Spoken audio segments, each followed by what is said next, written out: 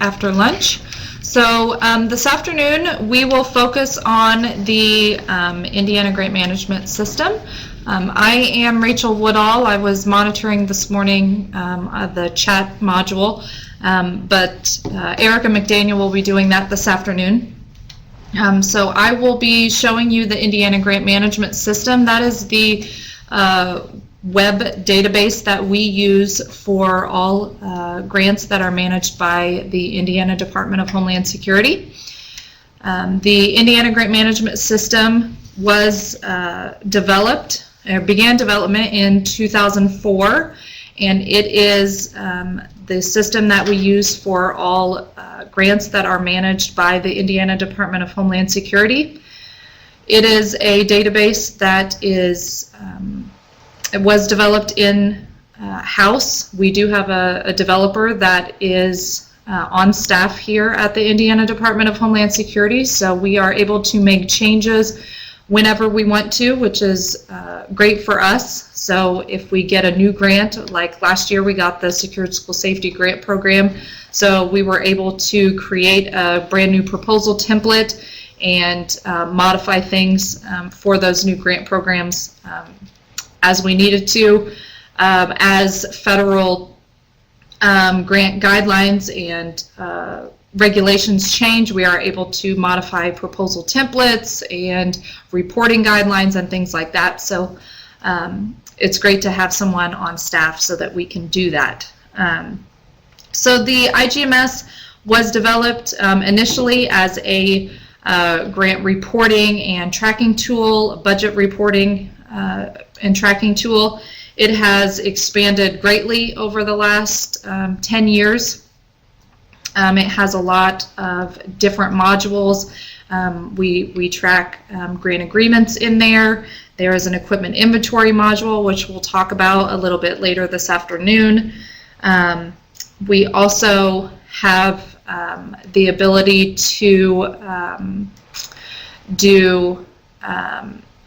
we're in the process of building an exercise reporting module where our local emergency managers will enter exercises that they will be hosting in their respective districts or counties.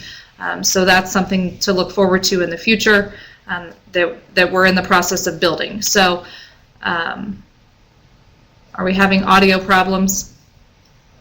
It looks like we're having audio problems. Maybe not. Okay. So that's the iGMS. So how you get to the iGMS from our Indiana Grants Management homepage, if you go to the Indiana Department of Homeland Security website, it is in.gov/DHS. On the right side under online services, there is a link here called iGMS. So if you click on that, it will go to the iGMS login page. Your login will be your email account if you are an outside user. So if you're a local subrecipient, your username will be your email address. If you're an IDHS partner, your username will be just your login username, and then your password is a password that you have either created. If you're an IDHS user, it is your computer logon password. If you have forgotten your password or need help resetting it, you can use these two links right here that you need help resetting your password. If you need help, you click that button. It will ask you a couple of questions, ask you to enter your email address. You can enter that. It will shoot you a password reset PIN number. Once you get that PIN number, you come back to this page, click right here where it says you have your password reset PIN, and then it will ask you at that point to reset your password, in which you can come back on here and reset your password and log in at that point. If you have any trouble with the password reset PIN or anything like that, you can call our office and we can reset your password for you. We do that often enough, so we can do that for you. But So if you want to log in, type in your username, type in your password, click login. Everyone's login looks different. My login will look a lot different than yours because I am an iGMS administrator. So I have capabilities that many of you do not have. I have the ability to approve budgets and things like that. So you can probably ignore a lot of things that you see here. So what I will do is log in as a subrecipient so that you can see what